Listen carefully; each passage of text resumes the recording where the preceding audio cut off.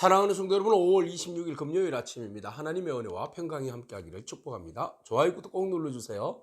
천만 성도 큐티하는 그날까지 우리 함께 달려가도록 하겠습니다. 오늘 우리에게 주시는 하나님의 말씀은 사무엘하 22장 17절에서 28절까지의 말씀인데요. 우리 17절과 18절의 말씀을 같이 읽도록 하겠습니다.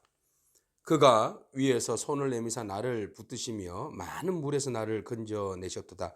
나를 강한 원수와 미워하는 자에게서 건지셨으며 그들은 나보다 강했기 때문이로다. 아멘.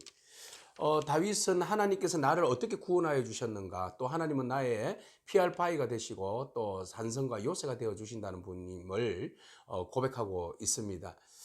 뿐만 아니라 그 원수들을 멸망하실 때에 마치 화산이 폭발하는 것처럼 강력하게 대응하시는 하나님, 응징하시는 하나님을 노래하고 있습니다. 오늘 본문 말씀에서 하나님은 또한 우리가 어떤 위기에 처해 있었을 때 어떻게 나를 건져주시는지를 좀 구체적으로 설명하고 있는데요. 우리가 많은 그림에서 위에 손이 있고 밑에 손이 있어서 그 물속에서 손을 끄집어내는 그런 그림 보지 않았습니까? 바로 그 그림의 표현이 오늘 본문 말씀 17절의 표현입니다.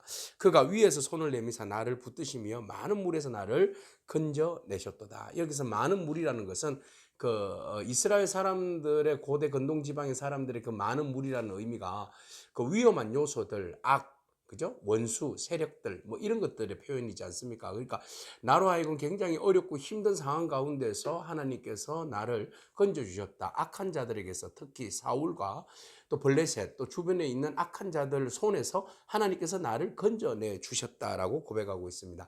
그 악한 자들은 강한 원수라고 표현하고 있고요. 미워하는 자라고 표현하고 있습니다.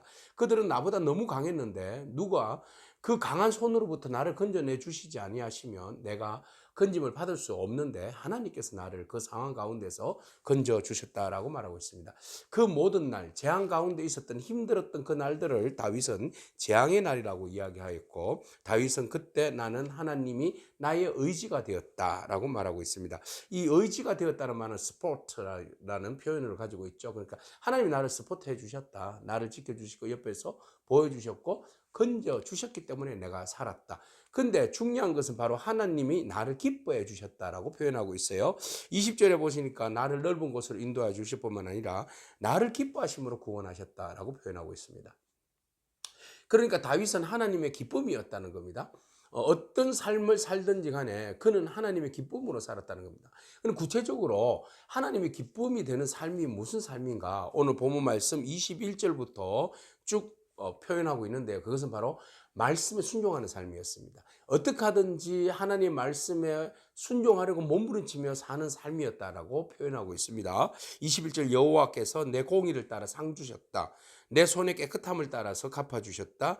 하나님께서 나는 여호와의 도를 지키고 악을 행함으로 내 하나님을 떠나지 아니했다. 그래서 나는 하나님 법도를 내 앞에 두고 또 규례를 버리지 않았다. 내 스스로가 그 앞에 완전하여 스스로 지켜 죄악을 피하였다. 그랬더니 하나님께서 내 의대로 그의 눈앞에서 내 깨끗한 대로 내게 갚아주셨다 라고 표현하고 있습니다. 그러니까 그냥 하나님께서 그를 건져주신 것이 아니라 그냥 하나님께서 재앙의 날에 원수의 손에서 다윗을 건져주셨다는 것이 아니라 다윗은 하나님만 오직 의지하며 살았다. 하나님 말씀에 순종하며 살았다.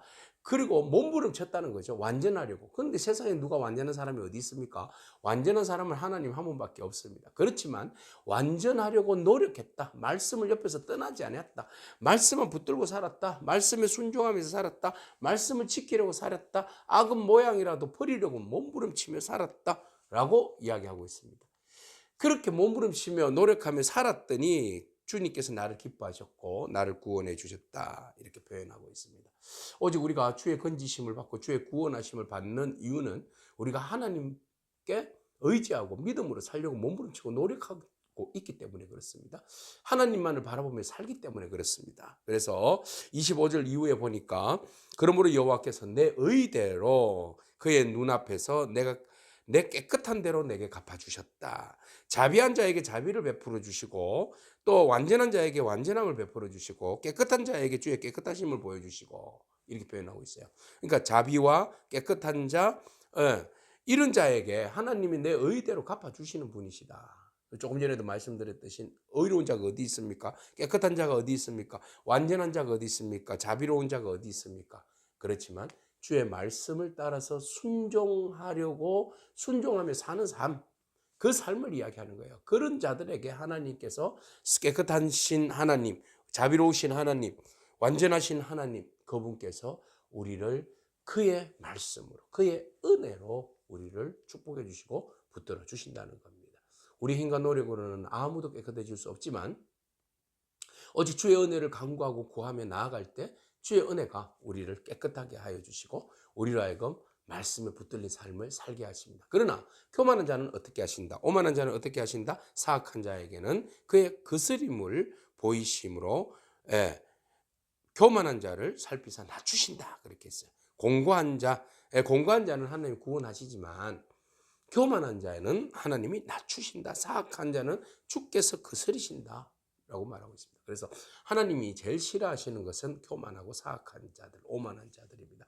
말씀에 순종하지 않는 자들입니다. 자기 중심으로 살아가는 자들입니다. 그래서 하나님은 보응하시는 하나님입니다. 우리를 구원하시는 하나님이시면서 말씀에 순종하는 자들을 기억하시는 하나님, 그들을 선함으로 이끌으시는 하나님이시면서 악한 자들에게는 하나님 반드시 낮추시고 교만한 자를 보응하시는 하나님이시라는 겁니다.